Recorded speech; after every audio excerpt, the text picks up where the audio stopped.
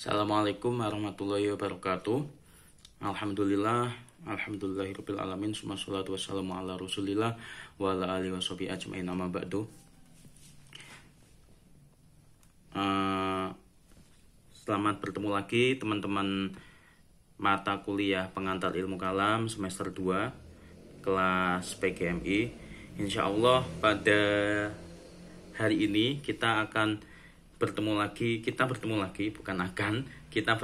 di kelas terakhir mata kuliah pengantar ilmu kalam, yang hari ini insya Allah saya akan membahas mengenai relevansi ilmu kalam dari awal hingga akhir, bagaimana ilmu kalam berkembang dari ketika awal muncul hingga akhir nanti, hingga ketika sekarang ini bagaimana dia perkembangannya. Nah, di sini jangan lupa, di sini patut diperhatikan bahwa selama mereview saya akan memberikan beberapa pertanyaan di tengah-tengah review ini yang harus kalian jawab nanti di Google Form. Jadi patut diperhatikan mulai dari awal hingga akhir.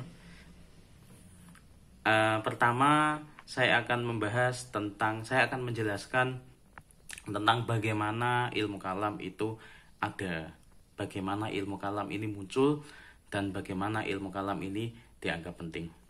Nah, pertama kita membahas mengenai Islam, karena ilmu kalam memang muncul dari pengajaran agama Islam, dari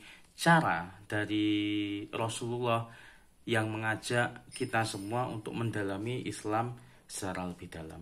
Maka ketika kita lihat dari aspek-aspeknya, Islam memiliki 3 aspek, ya kan? Satu adalah aspek akidah yang termaktub dalam rukun Islam syahadat. Yang kedua adalah aspek ibadah yang termaktub dalam rukun Islam sholat, ya kan, haji. Yang ketiga adalah aspek muamalah yang juga termaktub dalam rukun Islam, yaitu zakat. Nah, ketiga aspek inilah yang membentuk Islam. Nah, maka bagi umat Islam diperlukan untuk tahu, dan lebih dari sekedar tahu, yaitu memahami aspek-aspek ini secara mendalam.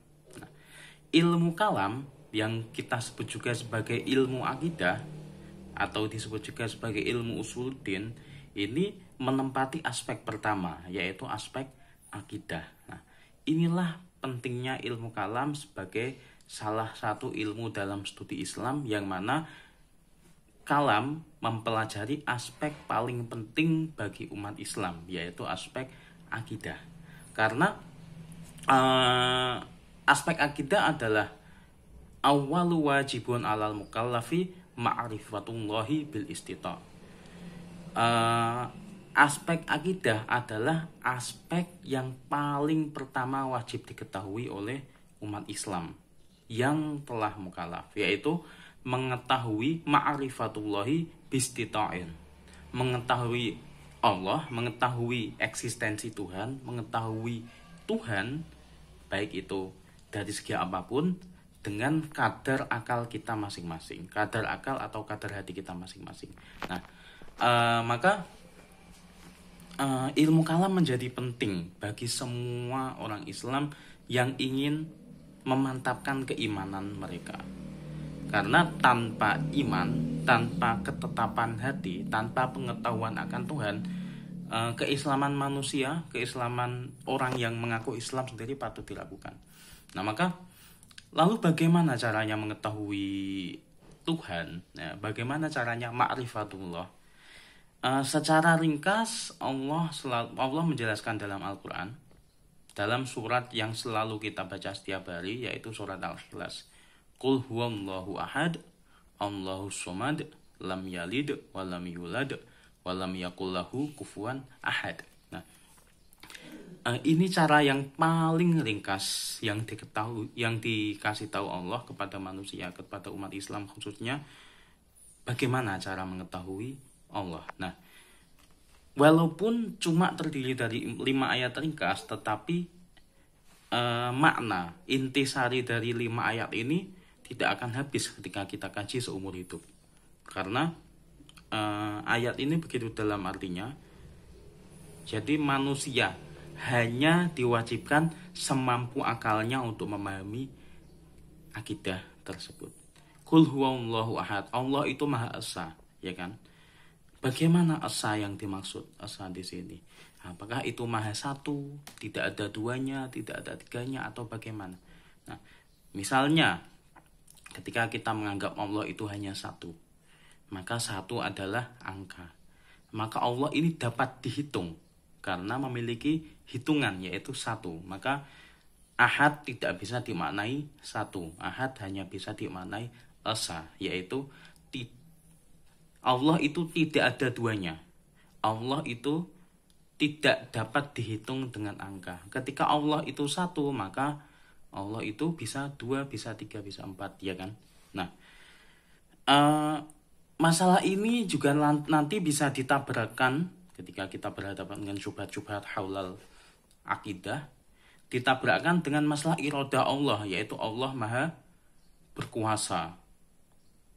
Nah, lalu muncul pertanyaan. Nah, ini pertanyaan pertama. Ketika Allah itu hanya satu, bukan satu, ketika Allah itu Maha Esa, sedangkan Allah sendiri itu berkuasa, kekuasaan Allah di atas segalanya, maka Allah memungkinkan untuk menciptakan Allah yang lain, sehingga menjadi suatu perkumpulan Allah atau masyarakat Allah. Tetapi jika itu tidak mungkin, Allah pasti berkuasa untuk menciptakan lebih dari satu Allah, ya kan? Dan Allah juga berkuasa untuk menciptakan Allah yang lain yang lebih kuat darinya. Karena kalau tidak mampu menciptakan yang lebih kuat darinya, maka Allah tidak berkuasa. Ya enggak? Lalu jawabannya bagaimana Anda menjelaskan hal ini? Silahkan ditulis di Google Form yang nanti saya bagikan. Yang patut kita lihat di awal masa-masa Islam adalah konsep ketuhanan, konsep akidah yang dijelaskan pada masa Rasulullah hingga masa sahabat ini sifatnya sederhana, tidak bersifat dialektis. Dialektis ini adalah hal yang sesuatu yang dapat menimbulkan perdebatan, sesuatu yang tidak absolut. Nah, jadi di masa-masa awal Islam, nusus Islamiyah atau nusus diniyah, dalil-dalil keislaman ini sifatnya rigid, tidak bisa dispekulasikan. Nah, jadi tidak menerima misalnya dalil-dalil akliyah dalam ilmu akidah ini tidak menerima perdebatan lagi. Jika tidak begini, maka ya begini. Nah, tidak, hasil natijahnya ini tidak bisa didebat lagi, ya kan? Misalnya alam itu hadis, ya kan? Maka sesuatu yang hadis butuh muhaddis, atau yang alam itu baru. Sesuatu yang baru ini butuh yang membarukan. Maka yang membarukan adalah sesuatu yang tidak baru, maka itu Allah. Nah, ini tidak menerima perdebatan lagi, ya pasti itu. Logika seperti itu yang muncul. Logika seperti inilah yang selalu digunakan dalam masa-masa awal Islam. Tidak menerima hal-hal yang berlawanan dari itu tadi. Nah, hal ini disebabkan karena kondisi sosial pada saat itu, kondisi sahabat yang memegang teguh apa yang disampaikan oleh Nabi, kondisi para sahabat yang tidak menerima apa yang tidak menerima apa yang tidak pernah diucapkan Nabi. Bahkan permasalahan kunut sendiri pun memicu perdebatan karena tidak dijelaskan secara konkret oleh Kanjeng Nabi. Maka kondisi pada saat itu adalah kondisi sosial menuntut manusia, menuntut umat Islam untuk selalu patuh. Nah, dan yang kedua adalah tradisi menghafal. Umat Islam pada saat itu erat dengan tradisi menghafal. Jadi ketika dibilang A, maka selalu disampaikan ke murid-muridnya ya A. Tidak boleh menjadi A, B, A, C, A, D, tidak boleh. Tradisi inilah yang kuat, mengakar kuat. Kondisi sosial juga begitu, yang menyebabkan permasalahan akidah hanya seputar ini dan tidak boleh dibantah. Maka yang menjadi permasalahan saat itu, permasalahan akidah saat itu adalah hanya seputar wujud dan maujud. Ini wujud, ini tidak maujud. Allah itu wujud, ini tidak maujud. Hanya seputar itu saja. Tidak mencakup ke masalah-masalah kalam yang lebih lebar seperti masalah setelahnya. Lalu ilmu kalam berkembang, ya kan?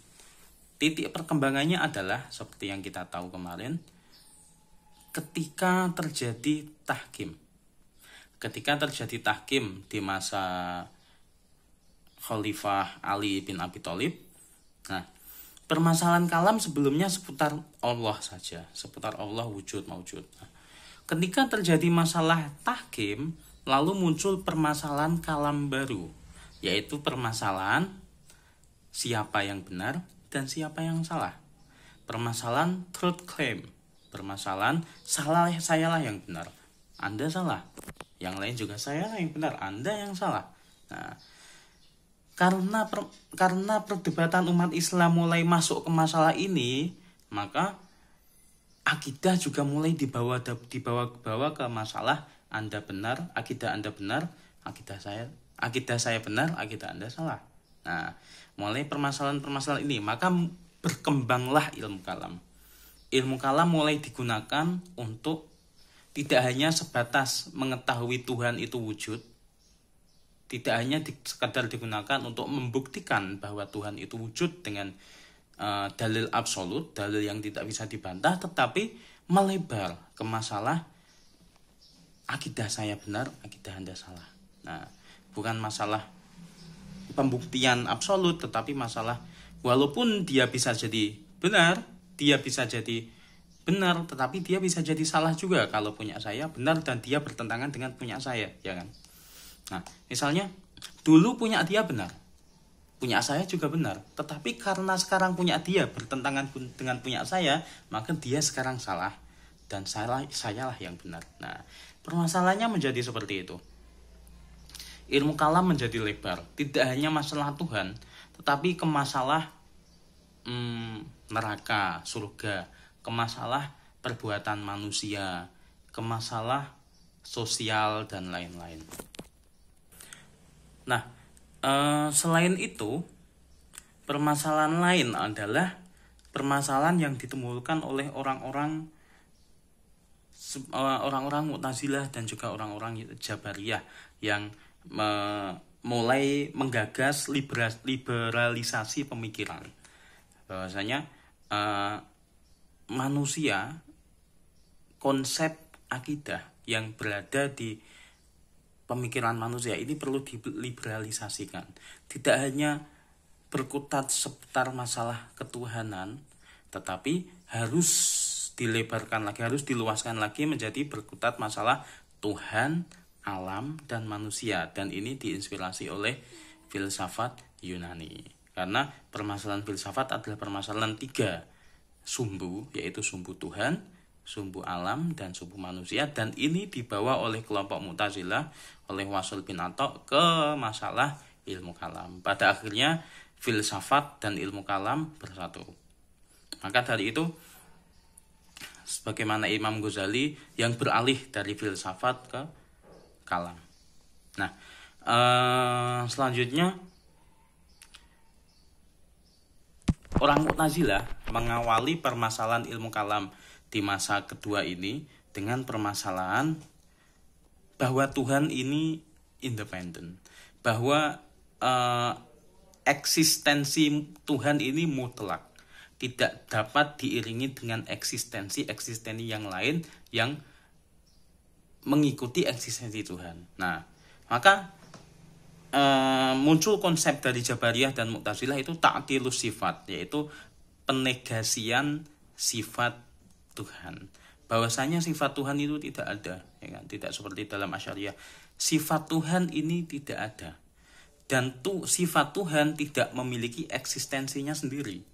Karena apa? Kata Jabariyah, kata Jahm bin Safwan, dan juga diamini oleh Wasil bin Atta, kalau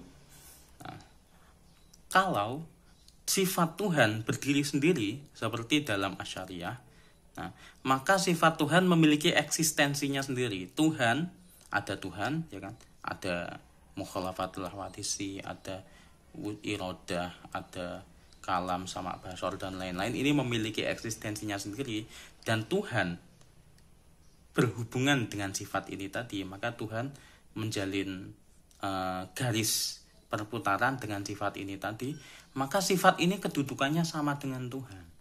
Kenapa? Karena dalam asyariah, sesuatu yang dihubungkan dengan Tuhan dan Tuhan itu disandarkan kepada sifat ini dan sifat ini disandarkan kepada Tuhan, maka kondisi sifat ini tidak boleh hadis, karena Tuhan tidak saling bersandar dengan sesuatu yang hadis. Maka sifat ini harus qadim. Nah, itu dalam asyariah. Tetapi ditolak oleh Mu'tazilah dan juga Jabariyah, tidak bisa. Ya kan? Karena Tuhan ini eksistensinya ini mutlak. Mutlak ini adalah tidak ada lawan. Jadi yang berhak eksis dengan sifat-sifat ketuhanan hanyalah Tuhan itu sendiri. Sifat Tuhan ini ada dalam wujud Tuhan, ada dalam eksistensi Tuhan. Dia tidak terpisah. Ketika sifat ini terpisah dari eksistensi Tuhan, berdiri sendiri, maka sifat ini memiliki sifat seperti Tuhan, yaitu qadim. Nah, maka tidak boleh dalam akidah ta'addudul qudama. Ada banyak hal-hal qadim. Yang qadim hanya Tuhan. Maka ta'tilus sifat ini digaungkan oleh Jabariyah juga Mu'tazilah untuk meniadakan sifat-sifat Tuhan. Karena jika sifat Tuhan ada, maka dia juga qadim, berdiri sendiri dan menyamai Tuhan. Itu tidak boleh. Nah, permasalahan ini berlarut-larut, berkembang terus hingga filsafat klasik menemui titik akhirnya. Nah, ada juga permasalahan tentang, lalu muncul juga setelah permasalahan tentang ketuhanan, permasalahan tentang kasab atau kemanusiaan. Kasab ini adalah usaha. Nah, permasalahan ini digaungkan oleh Jabariyah pertama kalinya, yang mengatakan bahwa manusia tidak memiliki kasab sama sekali, tidak memiliki usaha, tidak memiliki kehendak, irodah. Karena ketika manusia memiliki irodah, kehendak, maka sama sharing dengan irodah Tuhan, dan ini tidak bisa.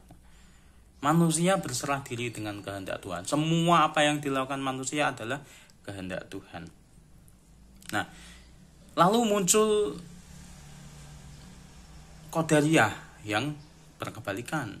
Nah, dan pada akhirnya muncul Imam Abu Hanifah yang memunculkan teori baru, teori kasab, yang mana ada dua daya, yaitu daya Tuhan dan daya manusia. Sebenarnya disebutkan bahwa daya Tuhan ini adalah daya yang hakiki, sedangkan daya manusia adalah daya yang majazi.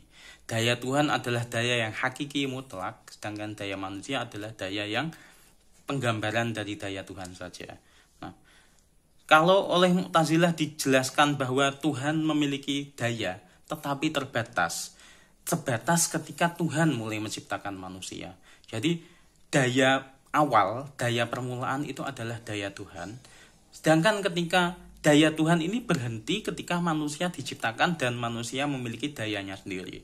Maka daya Tuhan berakhir di situ, dilanjutkan oleh daya manusia. Tetapi daya manusia ini tidak akan muncul sebelum adanya daya Tuhan. Maka daya Tuhan sebagai pengawal yang menginspirasi daya manusia untuk menginspirasi manusia untuk memiliki dayanya sendiri. Makanya wa 'allama Adamal asma'a kullaha summa 'aradhum 'alal malaikah.